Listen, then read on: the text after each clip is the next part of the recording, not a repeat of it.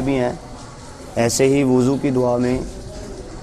حضور نبی کریم صلی اللہ علیہ وسلم کی جو سنت ہے وہ ہے بسم اللہ الرحمن الرحیم۔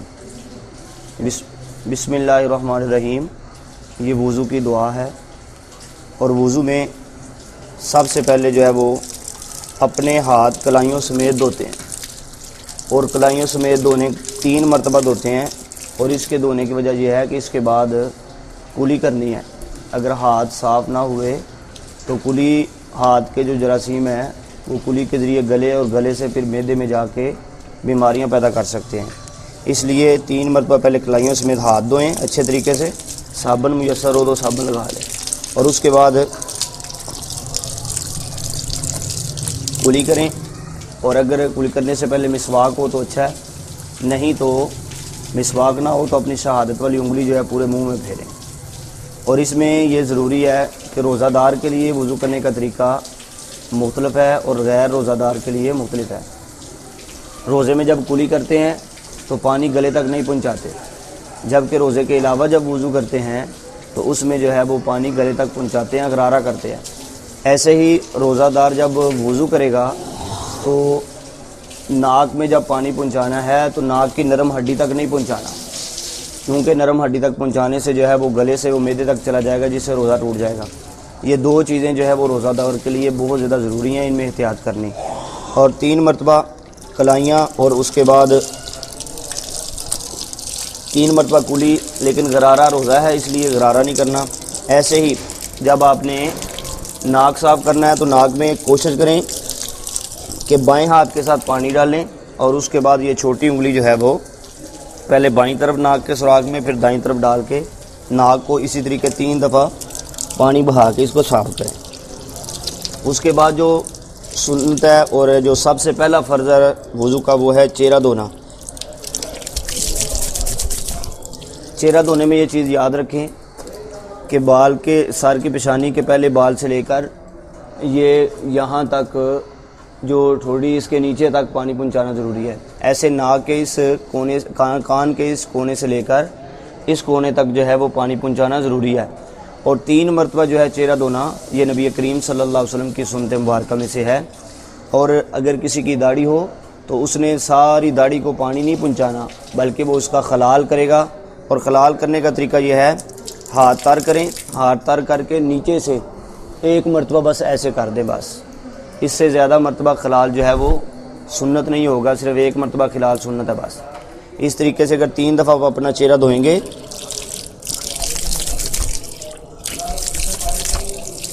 یاد رکھیں جس بھی عضو کو آپ نے دھونا ہے، دھونے کے ساتھ ساتھ آپ نے اس کو جو ہے وہ اس طریقے سے زور سے لگانا، ہاتھ بھی پھیرنا ہے، تاکہ کوئی بھی کسی بھی جسم کا جو وضو میں دھونا ضروری ہے اس کا کوئی حصہ، بال کا آخری حصہ بھی خشک نہ رہے۔ اگر وضو میں کسی بھی بال کا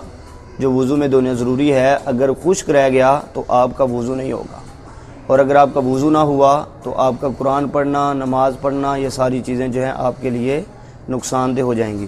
اس طریقے سے 3 دفعہ جب آپ چہرہ دھو لیں گے، اس کے بعد دایاں بازو سب سے پہلے آپ نے دھونا ہے۔ اور دایاں بازو دھونے میں یہ چیز یاد رکھیں کہ یہ کلائیوں سمیت دھونا چاہیے آپ کو، اور اس میں بھی آپ جو ہے وہ دھو کر اچھے طریقے سے ہاتھ پھیریں،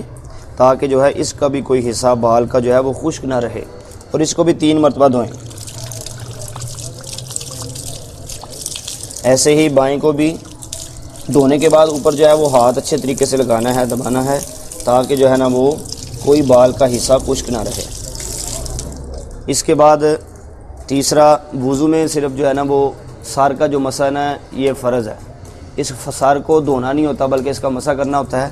اور مسح کرنے کا حنفیوں کے نزدیک طریقہ یہ ہے کہ ان 3 انگلیوں کو جوڑ لیا جائے، ایسے جوڑنے کے بعد یہ 3 انگلیاں پیچھے نیچے گردن تک لے کے جائیں، اور جو یہ بچ جاتی ہے ہتھیلی اس کو ادھر سے لے کے آنا ہے، ایسے یہ انگلی بچ جائے گی، اس کو کان کے اندر پھیر دینا ہے، جیسے کان بنا ہوا ہے بالکل ایسے اس کے اندر سارا، اور یہ انگوٹھا جو ہے انگوٹھا کو کان کی بیک سائڈ پہ پھیر دینا، اور یہ ہاتھ کا بیک سائڈ والا یہ حصہ رہ جائے گا، اس کو اپنی گردن پہ پھیر دینا ہے۔ یہ گردن کا مسح ہے۔ نبی کریم صلی اللہ علیہ وسلم فرماتے ہیں جو وضو میں گردن کا مسح کرتا ہے اس کی گردن جہنم سے آزاد ہے۔ اس لیے گردن کے مسح میں بھی سستی نہیں کرنی چاہیے تاکہ جہنم سے آزادی مل جائے۔ اس کے بعد جو آخری فرض رہ جاتا ہے وہ ہے پاؤں کو دھونا۔ پاؤں کو دھونے میں پہلے آپ نے دایاں پاؤں دھونا ہے اور یہ بھی 3 مرتبہ دھونا ہے۔ اور یہ یاد رکھیں پاؤں دھونے میں 2 چیزوں کی احتیاط بہت ضروری ہوتی ہے۔ ایک یہ کہ یہ جو پیچھے والا حصہ ہے اس کا ضروری اہتمام کریں، کیونکہ یہ تھوڑا سا نیچے ہوتا ہے، اس لیے اس کو آپ احتیاط سے توجہ سے دھوئیں گے تو یہ دھلے گا۔ اور دوسرا یہ کہ جو انگلیاں ہیں ان کے اندر بھی آپ نے خلال کرنا ہے، اور خلال کرنے کا طریقہ یہ ہے بائیں ہاتھ کی یہ چھوٹی انگلی ہے، اس کو یہاں سے شروع کرنا ہے اور ایسے اسی ترتیب سے جو ہے وہ پاؤں کو 3 مرتبہ دھو لینا ہے آپ نے۔ ایسے ہی جب آپ بائیں کو دھوئیں گے تو یہاں سے سٹارٹ کرنا ہے۔ دائیں کو آپ نے چھوٹی انگلی سے سٹارٹ کیا ہے اور اس کو آپ جو ہے وہ بائیں کو یہاں سے انگوٹھے سے سٹارٹ کریں گے اسی ترتیب کے ساتھ۔ تو اس میں بھی جیسے پہلے اس میں بتایا ہے کہ اس میں بھی آپ نے جو ہے وہ پیچھے والے حصے کا خصوصی دھیان رکھنا ہے، کیونکہ یہ اکثر خشک رہ جاتا ہے بے توجہی کی وجہ سے۔ ایسے جب آپ کا وضو کمپلیٹ ہو جائے گا تو وضو کے مکمل ہونے کے بعد آپ بے شک بیٹھے ہوں یا کھڑے ہوں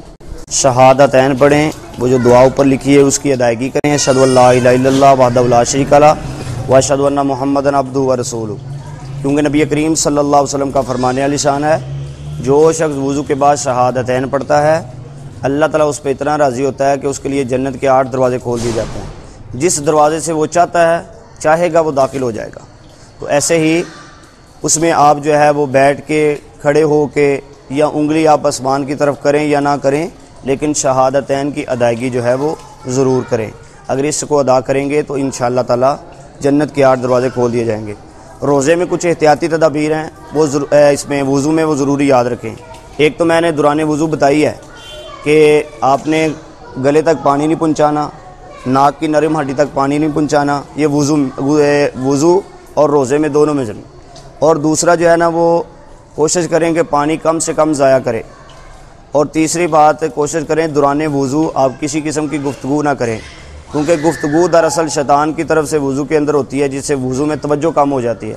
اور وضو میں توجہ کم ہونے کی وجہ سے بندے کا جو ہے وہ وضو کی طرف توجہ نہیں ہوتی جب، تو اس میں کوئی نہ کوئی مسٹیک ہو جاتی ہے، غلطی ہو جاتی ہے، اور وضو میں غلطی جو ہے وہ نماز کے ضائع کر سکتی ہے۔ اس لیے کوشش کریں کہ شیطان کے وسوسے میں آنے کے بجائے توجہ سے وضو کریں۔ اور آخری بات یہ ہے کہ جب آپ 3 مرتبہ اپنے اعضاء کو، پورے جسم کے اعضاء کو سوائے سر کے مسح کے باقی سب کو آپ نے 3 مرتبہ کرنا ہے۔ اور اگر آپ 3 مرتبہ اپنا چہرہ دھو بیٹھے ہیں، اگر آپ کے ذہن میں یہ خیال پیدا ہوا ہے واہم کہ شاید کوئی حصہ خشک رہ گیا ہے، اگر تو یقین ہو کہ خشک رہ گیا ہے اور نظر آ رہا ہو تو دوبارہ وضو کی ضرورت نہیں ہوتی، بلکہ اسی پر آپ دوبارہ اپنا ہاتھ پھیر کے اس کو تار کر لیں۔ اور دوسری بات یہ اصل میں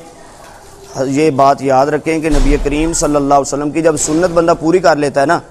کہ 3 مرتبہ اس نے اپنے اعضاء کو دھو لیا ہے، اس کے بعد اس کے ذہن میں جو مرضی وسوسہ آئے اس کو اس کی طرف نہیں دیکھنا چاہیے، کیونکہ وہ شیطانی وسوسہ ہے۔ شیطان چاہتا ہے کہ نماز میں، کیونکہ بندہ جب 3 مرتبہ سے زیادہ دھوتا ہے نا تو پھر وہ خلاف سنت ہو جاتا ہے، اس لیے اچھے طریقے سے جب آپ 3 مرتبہ دھو لیں تو پھر آپ یقین رکھیں کہ میرا وضو کمپلیٹ ہو چکا ہے، کیونکہ اس سے زیادہ دھونے میں شیطان کا جو ہے مدد ہوگی اور اسے وضو کا ثواب جو ہے وہ کم ہو جائے گا۔ وما علیہ الا البلاغ۔